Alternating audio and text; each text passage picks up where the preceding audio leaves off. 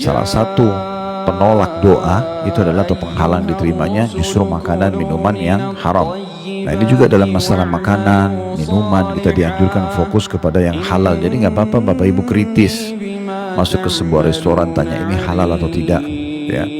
Jadi jangan karena hanya kena viral lalu kita main makan, ya, lalu ikut-ikutan sama orang, nggak bisa. Masuk dalam masalah ini juga pakaian, ya, pakaian-pakaian yang haram ini juga bisa, ya, menjadi penolak doa tersebut. Sesungguhnya Allah memerintahkan orang-orang beriman dengan sesuatu yang Dia perintahkan kepada para rasul sesuai dengan firman-Nya yang artinya, hai rasul-rasul, makanlah dari makanan yang baik-baik dan kerjakanlah amal yang soleh. Sesungguhnya kata Allah, aku maha mengetahui apa yang kamu kerjakan. Terjemahan surah Al-Mu'minun ayat 51. Kemudian juga firman Allah Subhanahu wa taala dalam surah Al-Baqarah 172, hai orang-orang beriman, makanlah dari antara rezeki yang baik-baik yang kami berikan kepadamu. Hadisnya dari Abu Hurairah radhiyallahu anhu, beliau berkata bahwasanya Rasulullah sallallahu alaihi wasallam bersabda yang berbunyi, ayuhan nas, innallaha thayyibun la yaqbalu illa thayyiba. Wa inna allaha amara al-mu'minina bima amara bihi al-mursalin faqala ya ayyuhar rusulu kulu minat tayyibati wa'amalu salihan inni bima ta'maluna alim. Wa qala ya ayyuhalladhina amanu kulu min tayyibati ma razaqnakum. Thumma dhakara ar-rajulu yutilu as-safara ash'athu akbar yamuddu yadayhi ila as-sama'i ya rabbi wa mat'amuhu haram wa mashrabuhu haram wa malbasuhu haram wa ghudhiya bil haram fa anna yustajabu lidzalik. Kata Nabi SAW, sungguhnya Allah itu maha baik.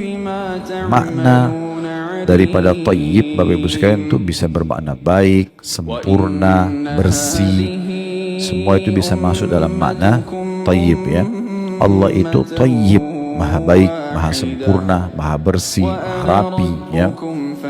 Dan tidak menerima kecuali sesuatu yang baik pula, yang thayyib pula. Makanya kita ambil pelajaran pertama kalau Allah itu maha sempurna, dan Allah menginginkan kita orang-orang beriman juga menuju ke sana. Dan selalu kita lihat makanan itu yang diperintahkan kita konsumsi digabungkan antara dua syarat, halalan thayyibah. Halal itu dibolehkan, perhatikan, thayyibah. Ini kan dikatakan Allah itu thayyib. Kita disuruh makan thayyib yang berkualitas. Kalau saya pernah kasih contoh tuh, masuk ke toko buah, ada anggur 200.000 kualitas A, ada anggur 100.000 kualitas B. Kita punya kemampuan beli yang kualitas A, gak masalah. Yang penting sesuai dengan kebutuhan, bukan keinginan dalam Islam, ya. Kalau kita butuh rumah, silakan beli rumah yang terbaik, kendaraan yang terbaik, pakaian yang terbaik, makanan, minuman, semua yang terbaik. Kalau kita butuh. Tapi kalau untuk keinginan tidak bisa. Kita tidak dianjurkan mengikuti keinginan, karena kalau ikuti keinginan tidak akan pernah selesai. Pasti akan selalu tamak dengan dunia berlebihan, ya. Tapi kalau kebutuhan silahkan dinikmati. Nah itu contoh-contohnya.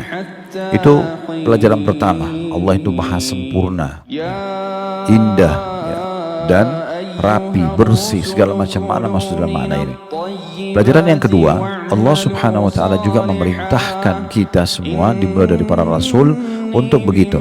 Makanya tadi dibacakan Nabi SAW membacakan surah Al-Mu'minun surah nomor 23 ayat 51, hai sekalian rasul, makanlah dari makanan yang baik-baik, makanan yang thayyibat, yang berkualitas, ya, yang baik, yang sempurna. Lalu dikatakan, dan berbuatlah amal soleh. Sesungguhnya aku, kata Allah, mengetahui apa yang kamu kerjakan.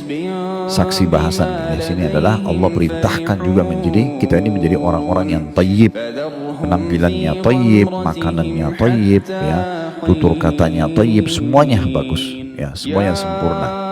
Itu yang diperintahkan. Kemudian juga diangkat firman Allah Subhanahu wa taala, ya ayyuhalladzina amanu kulu min thayyibati ma razaqnakum. Hai orang beriman, makanlah di antara rezeki yang baik-baik yang kami berikan kepadamu. Salah satu makna ayat ini adalah tidak boleh makan makanan basi, makanan expire, sudah rusak. Ayam itu halal, tapi kalau sudah basi, thayyibnya hilang. jadi haram dimakan karena akan mendatangkan mudarat ya. Jadi kalau ibu dan bapak mau faham ini halal atau tidak, maka kita lihat juga salah satu penilaian ulama adalah efek samping. Efeknya apa nih? Ya, misalnya orang konsumsi obat itu sebenarnya suplemen, tapi dia sebenarnya tidak thayyib karena akan menyebabkan ginjalnya rusak misalnya atau apalah ya. Efek samping yang besar sekali, itu nggak boleh. Dari mana ulama bisa menilai rokok itu nggak boleh? Umumnya pendapat ulama di dunia ini mengharamkan, ya, nggak boleh dibolehkan. Dan kita lihat bagaimana dunia ini juga menolak. Coba kalau di pesawat nggak boleh merokok, ya. Kalau di bus yang ber-AC nggak boleh merokok, di kereta nggak boleh merokok, gitu kan. Di bandara tuh dikasih ruangan khusus aja mereka sama-sama perokok semuanya. Udah kalau sakit deh di sana, gitu kan. Di pemerintah taruh iklan bukan cuma Indonesia, rokok bisa membunuhmu, bisa menyebabkan impoten lah, inilah segala macam. Dari mana dikeluarkan hukum haramnya? Karena dia nggak thayyib lagi, dia udah nggak thayyib, efek sampingnya bahaya sekali, kan gitu.